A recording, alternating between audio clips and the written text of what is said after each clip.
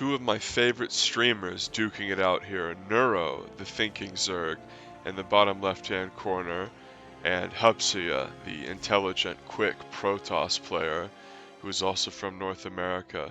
And both of these guys have very entertaining streams, and I have spent a lot of time watching both of them. And as far as North American players go, they're very talented and fun to watch. And this is part of a best of 7 that a Twitch user paid to have put on sort of as a little show match. 11 Owl 11 put up some money. I think it was like 175 bucks or something, 200 bucks, and was like, play a best of 7, guys. And both Hupsaiya and Neuro played the best of 7 on this stream. And I had both streams up. I had the 3 monitors set up, and I had Hupsaiya's stream up, and I had Neuro's stream up, and I was just enjoying both POVs. And I watched the entire best of 7, and it was a very good series.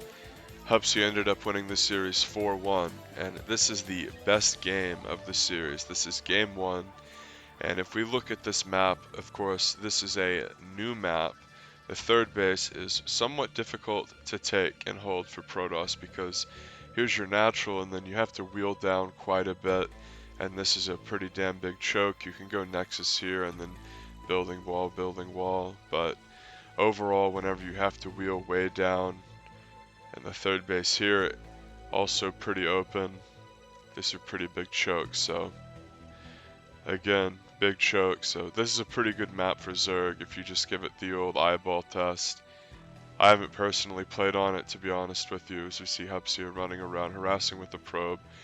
It's always good to do a little bit of early probe harass against Zerg, because you can see early pools coming if you go for a probe harass, and if you do a really early probe, you can even block some hatcheries. It's not really like it was in Wings of Liberty, where if you went for the early probe, everything was so slow to ramp up that you could really torment the Zerg and keep them from getting their hatch down. We saw in the last series that I uploaded, Naniwa vs. Ret. It was a throwback Wings of Liberty game. Naniwa opened probe scout every single game and really prevented Ret from getting his expansion down. In 2 of the games, he forced him to go pool first. And then in the second game of the series on Metalopolis, where Ret actually won, Ret just built a hatch first off kilter at his natural. So to me, the probe scout is an evergreen good tactic. You also force intelligent Zerg players to be wary of a potential cannon rush. Even if they see you open gate first, they could be thinking, well, did he make early forge in main? It's not early forge in main, it's early Stargate in main for Hupsaiya. Chrono boosting out an Zealot. Not a Zealot, an Adept rather, and he has an Adept here. He sends the Shade in, and this is just such a good scouting tool if you're Protoss. You run in, and the vision isn't as great as it was when the Adept first came out. The Adept was way more powerful. It did more damage to light units, and the Shade gave you just as much vision as the main Adept. Blizzard realized that that was just insanely good because players like Hupsaiya, or even better players like top tier Koreans like CJ Hero, would just constantly be sending a Shade in one at a time, and you couldn't really prevent it, as Hupsaiya loses an Adept there and the other one shades away. But these top end players would have a few Adepts out here and just shade one in and have the Shade go in, see the main, check your layer timing, and it was really good against Terran and Protoss. To me, like, the Adept almost ruined PvP, as we see a few Lings out here. No shield battery here for Hupsaiya, so it can be somewhat tenuous to hold this front door if Zerg makes a bunch of Lings or makes a bunch of Banelings. And Hupsaiya is way better than me, as Neuro's rooting around looking for the third timing. But what is interesting to me here is if you skip this battery, then you're open to a lot more Zergling nonsense, and it's way less forgiving. And throughout the entire best of 7, Hupsaiya does not build an early battery here, and a lot of times he'll delay the battery at the third too. And it was crazy how often that Neuro went for early Zergling pressure and got Lings out on the map, whether it was for a macro defensive style of, oh, I'm going to make a lot of Lings to defend, or in this game, I distinctly remember he puts a little bit of Baneling pressure on, as we see the Baneling nest here and +1, and he's definitely putting Hupsaiya through his paces in terms of his basic defensive checking of the checkmark boxes. Okay, do you have units at your third? And to me, when I play Zerg, when the Protoss makes one battery here, it just is basically impossible for me to run in with just Lings and do damage with Lings. So I don't really like the skipping of the battery at the third, but Hupsaiya proved throughout this entire best of 7 series that he could skip that battery, get a faster Forage, get a faster Twilight, as we see him flying with the Oracles here, and get a few drones. It's good to pick the ones off gas, especially at lower levels, because it's easier to miss the Zerg drones not being on gas if you're the Zerg player. Say you lose like 5 mineral drones, it's a lot easier just to hit the hatch key and make 5 workers and right click them onto that mineral patch, but if you lose the gas drones, it's a little bit easier to miss. +1 is coming here for Neuro. It's almost finished. A lot of Lings are coming, and Banelings are being made. A lot of Adepts are out here, and Blink is the choice here, as well as +1 for our American Protoss player. He's going to poke forward here with Adepts, but Neuro just has a plethora of Zerglings, and he's going to stymie this attack as the Oracle is sort of sitting there saying, okay, well, you have to have some anti-air, and as the Queens come over, Neuro defends easily and will do a big counterattack. So this is the moment where I think the shield battery is a big peace of mind, helpful part of the Protoss defense. But throughout this best of 7, Hupsaiya just never got his natural forwarded. And it was incredible to watch because it's just so easy to keep that wall down for a second or be transferring. As we see Lingbane screaming in here, oh my gosh, a lot of those probes are so low and a ton of them go down, 10 workers. Neuro really pressuring this third base, kills the pylon, and he's going to try to pressure the natural.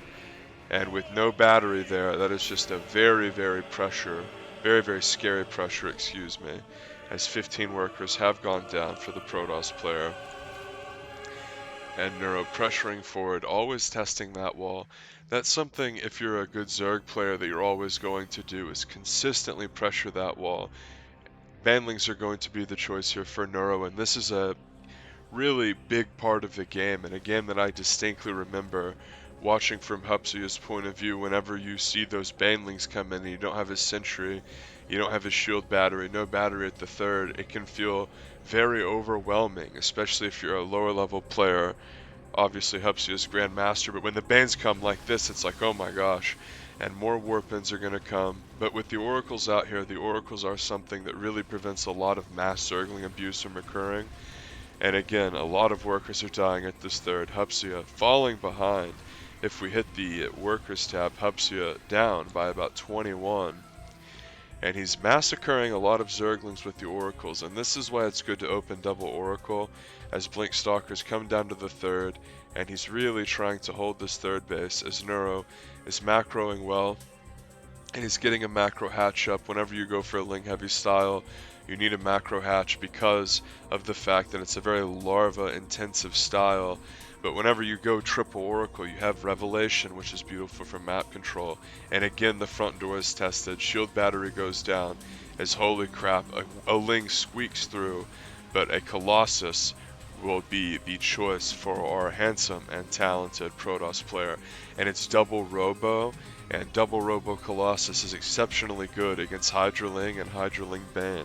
For years, and in Wings of Liberty especially, this was the counter to Hydraling play, and Hupsaiya is going to go for a huge counterattack here, as he's diligently kept the triple Oracle alive, and that will be particularly useful because he lacks an Observer here. +2 is about to finish, and if we go to the Upgrade tab, we will note that the +2 is going to be particularly biting. There's no Carapace upgrades for the Zerg. Hydra speed, not done. Bane speed, not done.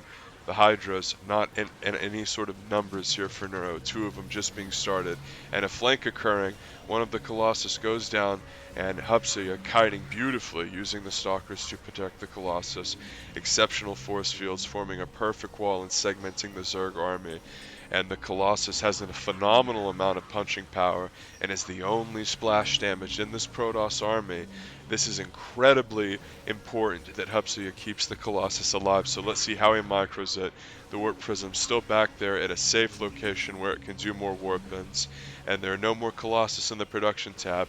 20 Hydras in the production tab, as well as Hydra range, and this base is being absolutely devastated as the Colossus is being target fired here onto the Hydras. And a Spore Crawler being surged forward here in a last-ditch effort to try to kill the Colossus. And the hero Spore Crawler takes a couple shots, but beautiful juggling there from Hupsaiya. Remember, the Spore Crawler has a ton of range. And holy crap, Hupsaiya runs into the Hero Spore. So the Hero Spore kills the Colossus. And thankfully for Hupsaiya, the Spore goes down. But notice, as soon as you lose that Colossus splash damage, the push sort of falters and stalls out.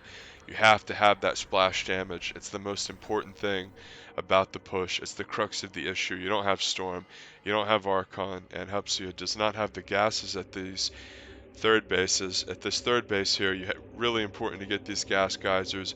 His probes have been wiped so consistently that he just has not had the workers really to supplement these gas geysers and get them going, as persistent Zergling harass is the name of the game for Neuro, as he's using the shift command to get a little bit of pressure going. And again, if you don't have the wall in here for Hupsaiya, you can just auto-lose by Zerglings getting in your base and killing 20 more workers.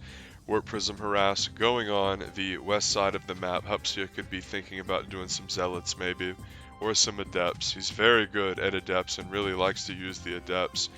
And he's trying to take a fourth base, but whenever the map is so wide and rangy like this, and the Zerg goes for a ton of Lings and has a lot of Ling pressure out on the map, it can be hard to take the bases. But thankfully for Hupsaiya, he'll catch a bit of a break and catch a big nasty Baneling trap before it ever gets off. And look at that, Neuro wants to pressure the other side, right as Hupsaiya counters the other side, the south side Banelings that is. Good SimCity by Hupsaiya to get a couple more pylons down. And is Neuro going to go for a little bit of a Ling run by? Because with the battery here, it's going to be very hard to break that wall. It looks like he might just run in. And without the cannon done, he's going to, again, devastate the mineral line. But more action occurring. Hupsaiya running forward, trying to kill the Hydra Bane Force. And Neuro doing some harassment at the third. The cannon finishes. Hupsaiya defends that. And Hupsaiya is starting to kill some workers of his own with some Adepts here. And this is so great when you can get the Shades going at another base after killing some workers at another. It's absolutely beautiful with Adepts. So Hupsaiya is going to try to muscle in and kill this base, as a lot of the creep spread has been evaded here for Neuro. And the thinking Zerg is in some trouble here because, wow, huge stasis goes down to protect the backstab. This is 4 Colossus, and with good kiting micro, Hupsaiya has a ton of splash damage.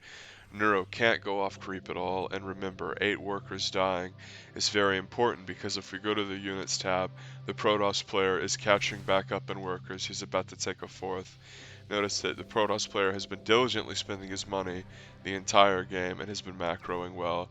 And the fact that you have 2 Robos is a really big deal whenever you're facing this Hydraling force, because the double Robo Colossus is something that has been devastating since Wings of Liberty. Whenever the Zerg player doesn't have, for instance, Vipers, or they don't have Ultras, or they're not going to do a big Muta switch, whenever they're sort of stuck on Hydraling, especially whenever they don't have any Roaches or Ravagers, both of those units are light, so the Colossus are incredibly powerful as Hupsaiya aggressively blinks forward, picks off some of the Queens. Notice that Hupsaiya has been using a lot of Revelation, and finally the Vipers come out and have quite a bit of energy, but Hupsaiya, ooh, nice hot pickup micro, as he saves a couple Colossus. Another yoink there, a Colossus goes down. So nice micro from both players there as yoinks go down on all the Colossus. That's exactly what you want to do.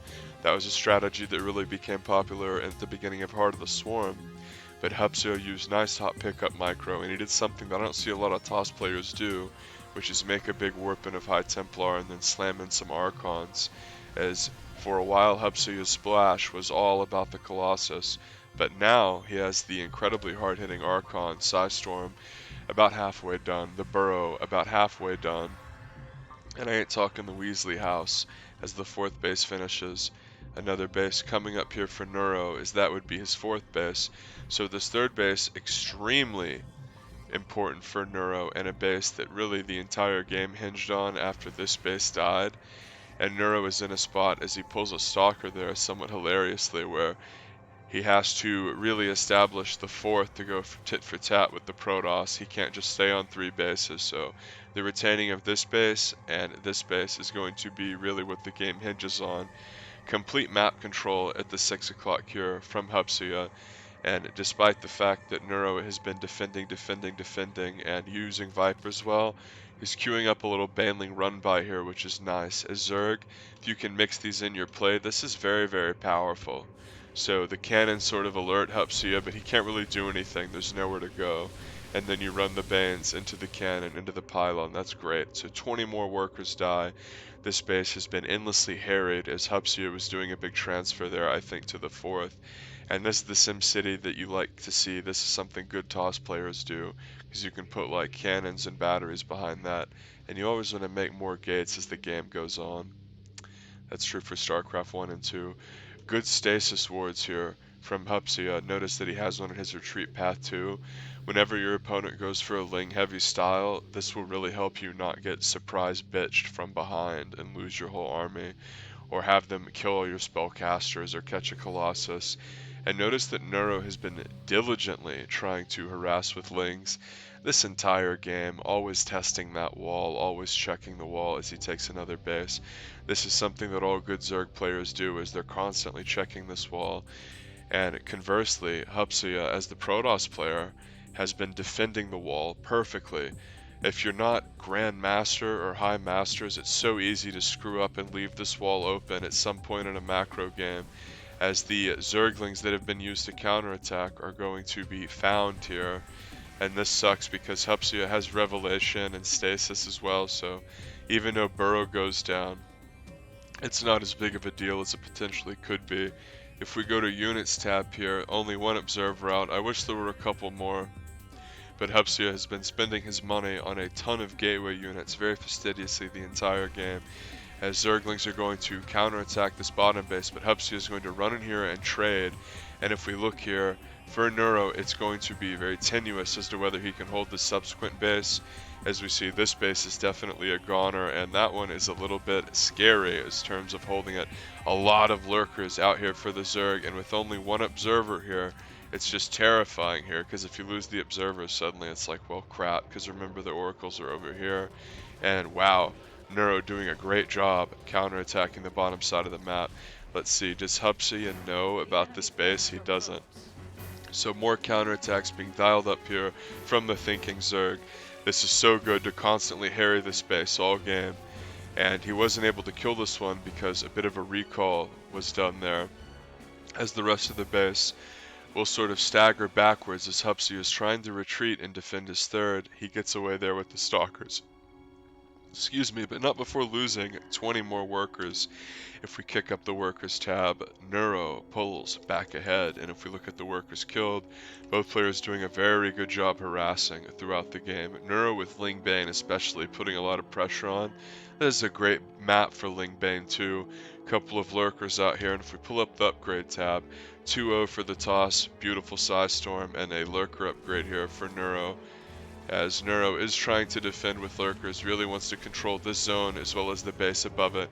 Perfect storm from Neuro, softening up those lurkers. Suddenly, if Neuro wants to run up and defend this, all these lurkers are going to be low and they'll just die to storm, as Hupsaiya kills this all-important base. Notice he fastidiously has a Zealot patrolling the bottom base, and Neuro pushes lurkers up here, and this is a very strong move because remember, Hupsaiya burned his recall here, so he's going to have to try to beam dip north side, but Neuro has vision up here, and he's trying to sort of trap the toss player, but it's very slim pickings as far as income goes here for Neuro. This Zealot is just worth its weight in gold. Notice it already has a kill. This base is coming up. He already has cannons and a battery. That's just perfect. And again, he's trying to get this army back, but with no recall, it's somewhat difficult. Archon gets yoinked, Archon gets shredded. And Neuro's down in supply here, and he's down on bases. And he's in dire straits. Hupsaiya has control of the west side of the map, but Neuro sort of has him boxed in and trapped to some extent, and he's consistently harassing on the other side of the map. Hupsaiya warping in Zealots, warping in a couple Archons. Archons are just so good against Ling Harass because they do splash and bonus damage to light. An incredible use of Stasis Ward here as Hupsaiya ran a couple Adepts in there, I believe. But what I absolutely love about the Stasis Ward setup all over here is if you know your opponent is going to go for a counterattack heavy style, well, here's your natural. He wants to get into your main all the time. He's already showed it multiple times this game, and he's attacked your third a bunch. Well, all the time, he's coming up this ramp to do it, and if he doesn't do it from there, a lot of times he's going to come from this side, because a lot of your defenses over here can be accounted for at the bases themselves. But you see beautiful stasis wards all over the map, and whenever you're behind a Zerg, you're really looking to surprise your opponent and pull a bunch of their money units, as we might try to see that executed here, as Stalker's blinking forward, trying to kill the Vipers. Nice little feedback there, and another good feedback goes down. So suddenly, if you're Neuro, because the map is so open, that makes it beautiful for Lings early on, and it made his Zergling strategy put a lot of pressure on the toss early, but it also means that Lurkers aren't as good, because Lurkers are one of the only Zerg units that really want to be in sort of a claustrophobic, chodish part of the map. Famously in Brood War, they're really good on bridges, whereas a lot of the other Zerg unit, like the Mutiling, Baneling, or even like a big arch of Roach Hydra, they want to be in an open map like this.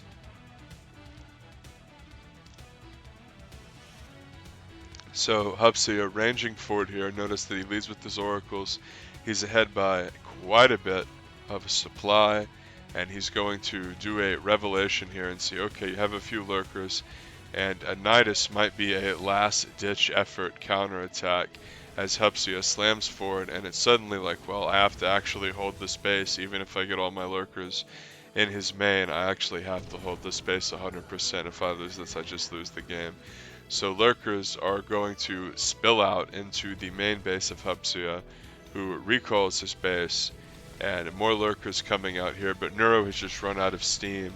Hupsaiya played this so well, stasis wards all over the map, consistently counterattacking, putting pressure on the bottom side of the map at the 6 o'clock, having a zealot there after he killed the bases, then swinging over west side, punching out these bases.